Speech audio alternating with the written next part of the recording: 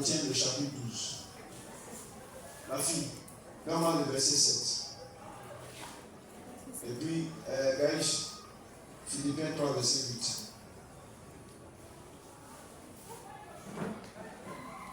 Corinthiens 12, verset 7. Toi, tu nous donnes ça. Gaïch, toi, tu nous donnes Philippiens 3, verset 8. 2 Corinthiens 12, verset 7. Et pour que je ne sois pas enflé d'orgueil à cause de l'excellence de ces révélations. Merci. À cause de l'excellence de ces révélations. C'est pour cela que je vous dis, notre Dieu est un Dieu d'excellence. Alléluia. Moi, je crois que sans Dieu, il n'y a pas d'excellence. Les gens n'ont pas tout fait ce qu'ils veulent faire. S'ils veulent, ils n'ont pas mettre tous les, comment je peux dire, l'apparence, toute la décoration qu'ils font. Tout à l'heure, on voit ça. Ça s'appelle le bien l'esprit. On voit ça. Ils n'ont pas fait tout ce qu'ils veulent faire. Mais sans Dieu, pour moi, il n'y a pas d'excellence. L'excellence, son point de départ, c'est Dieu. Lis le verset. Philippiens 3, verset 8. Et même, je regarde toutes choses comme une perte à cause de l'excellence de la connaissance de Jésus, mon Seigneur, pour lequel j'ai renoncé à tout et je les regarde comme de la boue afin de gagner Christ. Merci. Oui. Quelle attitude adopter? Et je regarde toutes choses comme une perte à cause de l'excellence. Vous savez combien de temps tu peux faire de toi?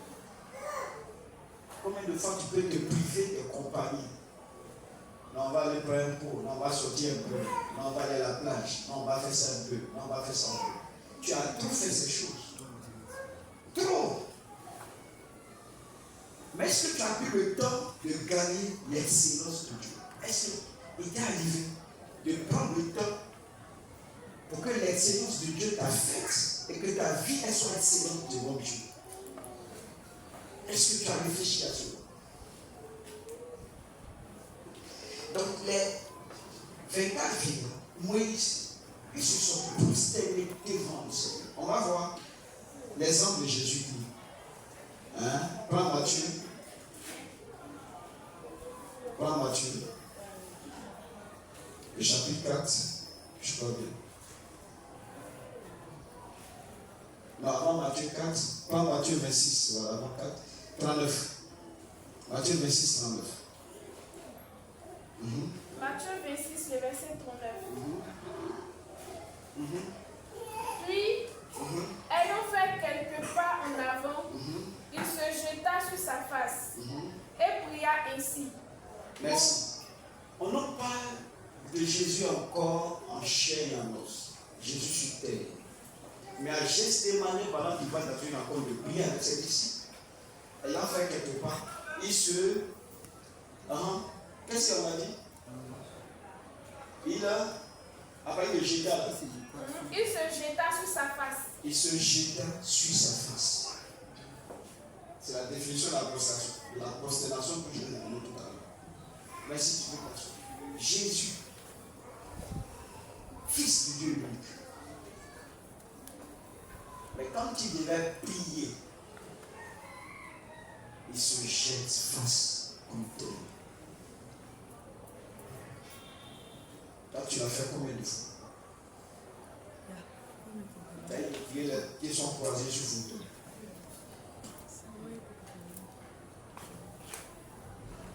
T'as eu de prier, t'as regardé une match de football. T'as eu de prier ton téléphone. On a vu la fois passer le 24 direct qui j'étais là au courant. Je ne sais pas me revenir dessus pendant le temps. Mais tu as fait combien de fois?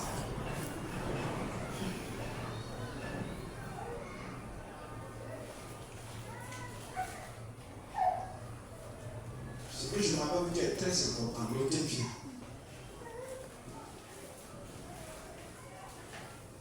L'autre pied.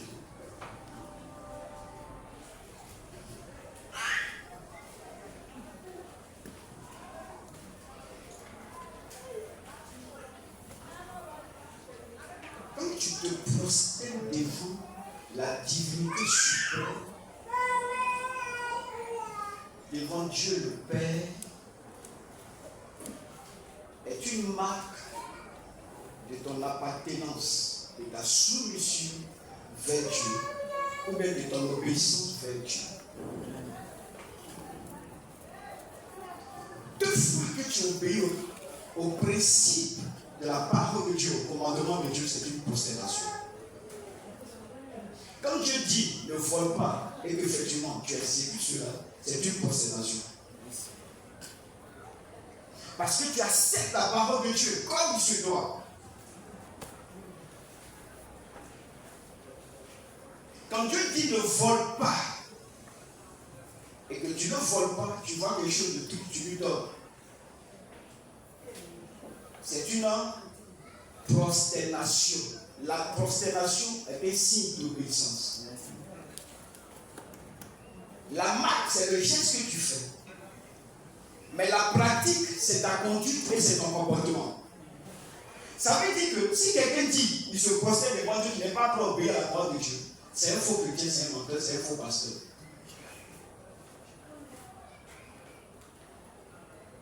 Tu ne peux pas te prosterner devant Dieu, le Saint par excellence, et puis ne pas vivre ce que Dieu te dit de sa bouche.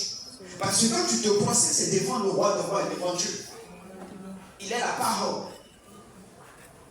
Quand il te dit ne commets pas d'adultère, toutefois que tu ne commets pas d'adultère, tu es en train de te prosterner devant Dieu. C'est pour cela que Moïse, qu'on a lu tout à l'heure, a utilisé le terme de la prosternation 40 jours et 40 nuits. Parce qu'à la réalité, à cette période de 40 jours et 40 nuits, il était dans une obéissance notoire, une obéissance tangible de la parole de Dieu. Même si par moment il est couché, tu dors, c'est une autre prosternation.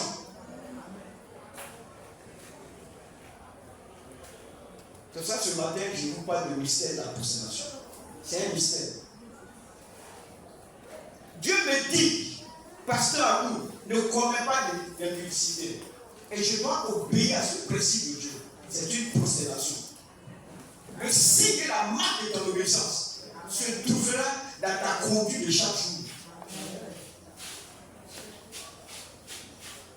Dans ta conduite de tous les jours. Mais le jour où tu es en train de commettre l'impudicité, tu es en train de te prosterner devant le démon d'impudicité. Ça devient fort, hein? Tu es en train de te prosterner devant le diable. Quand tu mens, c'est une prosternation dédiée au diable. Je suis en train de dire la vérité ce matin. Amen. Tu commets le vol, tu es en train de te prosterner devant le diable. Tu commets la haine vis-à-vis de quelqu'un, tu n'aimes pas les gens. C'est toi qui, comment on appelle, cause chaque fois du mal aux gens. Ton cœur les hait. Tu calomnies les gens. Tu es dans la commérage, dans la division. Tu es en train de te prosterner devant le diable sans te rendre compte. L'impudicité, tu es en train de te prosterner devant la sirène des eaux. La convoitise, tu es en train de te prosterner devant la sirène des eaux.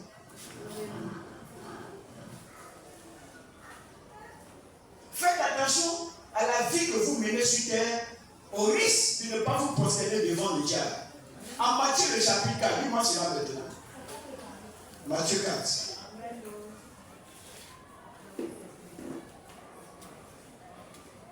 Matthieu chapitre 4. Vous allez comprendre cela. Matthieu chapitre 4, verset. Lis le verset 9. Le verset 9. On lit après le verset 8 pour que tout le monde soit imprégné. Le diable le transporta encore sur une montagne très élevée. Lui montra tous les royaumes du monde et leur gloire, et lui dit: je te donnerai toutes ces choses si tu te prosternes et m'adores. On peut s'arrêter. Le diable va faire tout possible que tu te prosternes devant lui. Même si tu ne vois pas physiquement que tu as qu'à te prosterner. Mais tout ce que tu es en train de commettre, qui vient du diable, est une forme de prosternation. Il voulait faire ça à Jésus. Il dit, retire-toi, Satan. C'est ça le verset qui suit. Jésus dit, retire-toi, Satan. Car il est écrit, tu adoreras le Seigneur ton Dieu et tu le serviras lui seul. Dans ta vie chrétienne de tous les jours, le diable va vouloir que tu te prosternes pour l'adorer. Ça veut dire quoi? Que tu mentes, que tu voles, que tu détestes les gens, que tu calomnies les gens, que tu commettes l'impudicité, que tu commettes l'adultère, que tu voles. Le diable va vouloir, il va t'acharner. Le jour où tu commets cela, tu t'es prosterné devant le diable.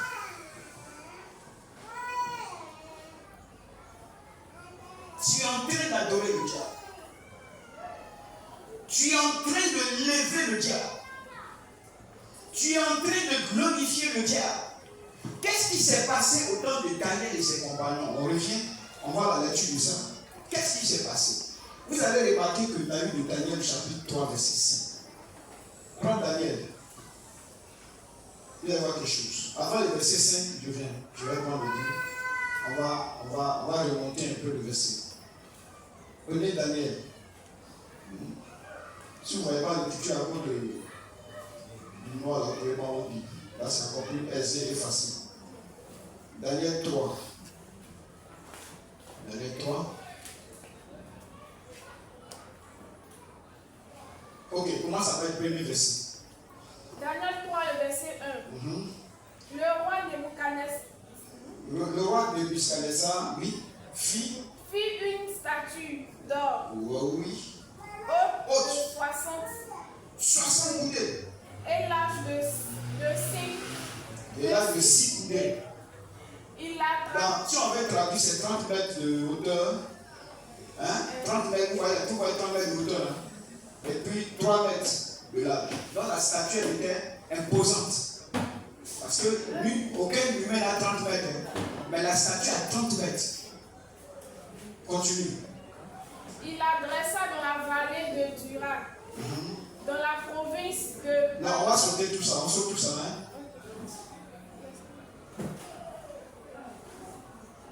On saute. Voilà.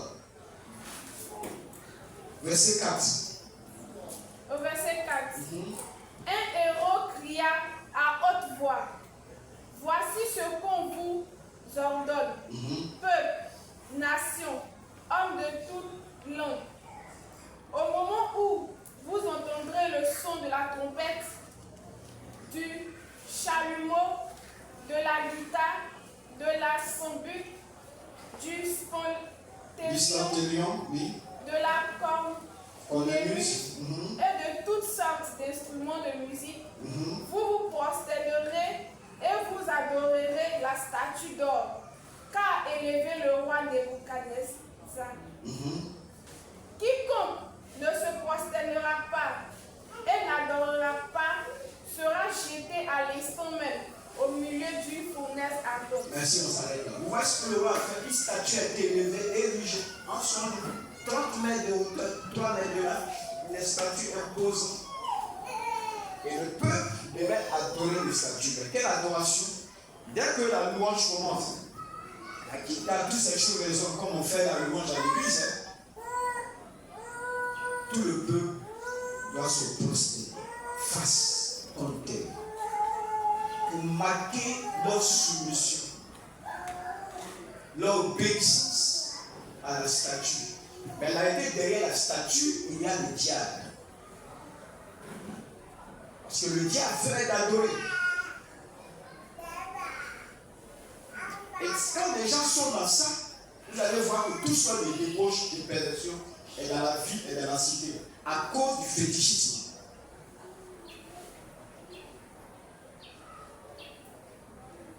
que vous voyez soit des dépôts, ceci, cela. Que ce soit en Côte d'Ivoire. Les gens qu'on tue, on enlève. Quelques personnes tuent moto, on va le tuer. Tout ça, c'est le diable qui est derrière. Parce que le diable fait adorer.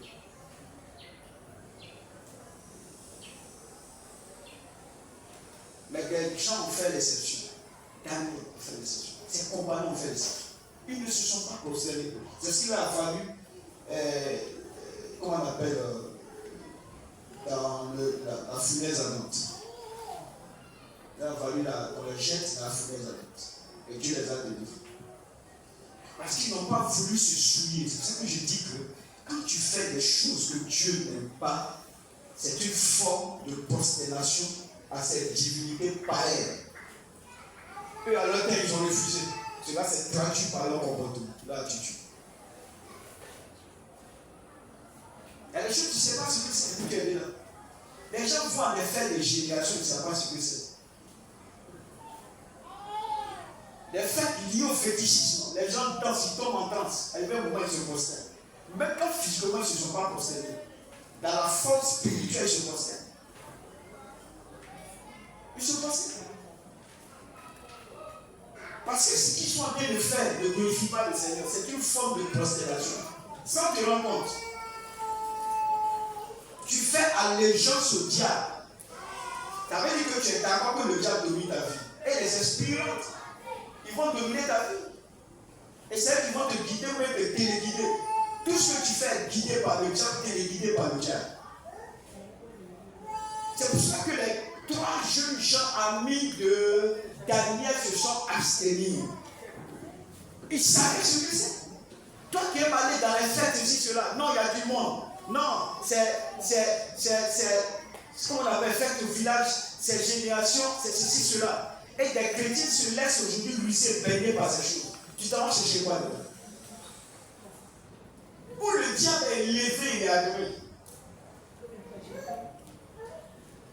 Daniel et ses compagnons, comment ils ont commencé depuis le dernier an? Ils ont dit non, jeûne. Il y a des choses qu'ils ne vont pas manger. Ils vont s'abstenir de boire. S'enivrer, tout ça, ils sont loin de ça. Moi je dis combien de personnes sont en train de s'enivrer dans les choses modernes. Tant que vous êtes dedans, c'est une prosternation vouée au diable. C'est une prosternation vouée au diable. C'est ce que vous ne savez pas. Vous voyez ça comme un système jeu.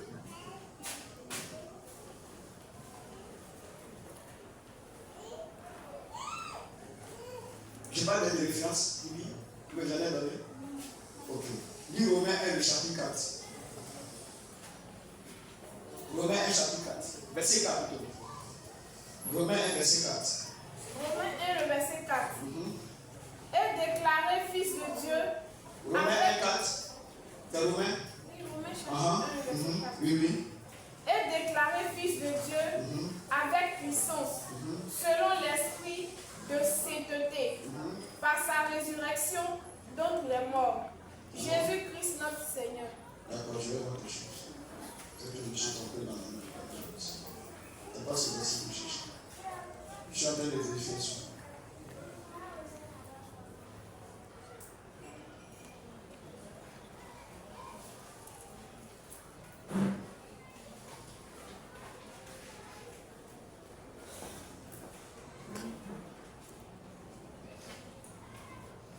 Ah, Romains 11.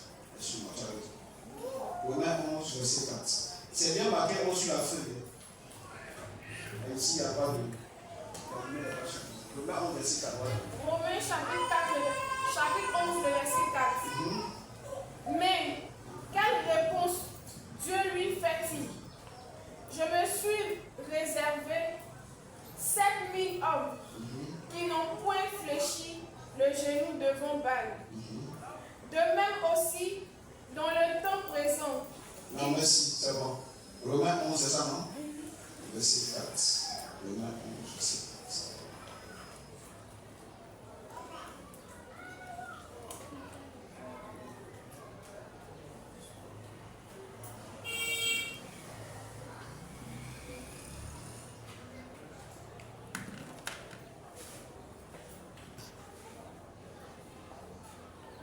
Donc Élie, cela m'atteint un peu parce que à cette époque de, comment on appelle ça,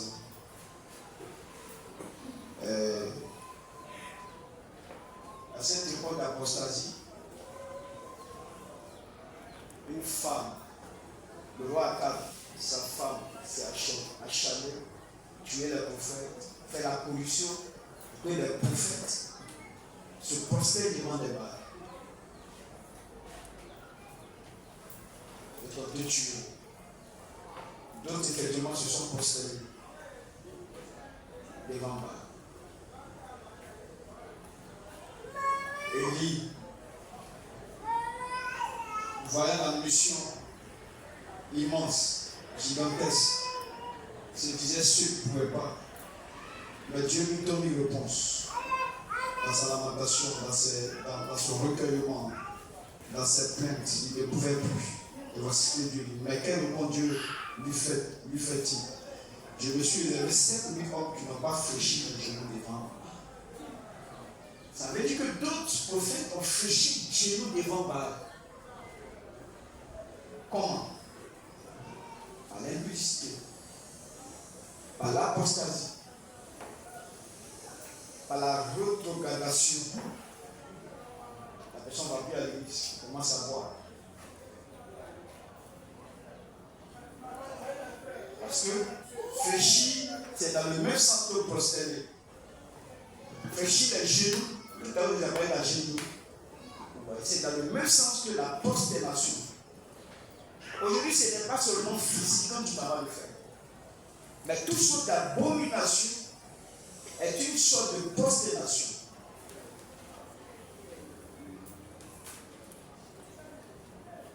Devant des entités démoniaques sataniques telles que Baal. Les gens sont là dans du n'importe quoi, surtout à faire des publicités arbitraires, sans se rendre compte qu'ils sont en train de fléchir chez nous devant Baal. Sans se rendre compte. Les gens pensent que c'est de l'amusement.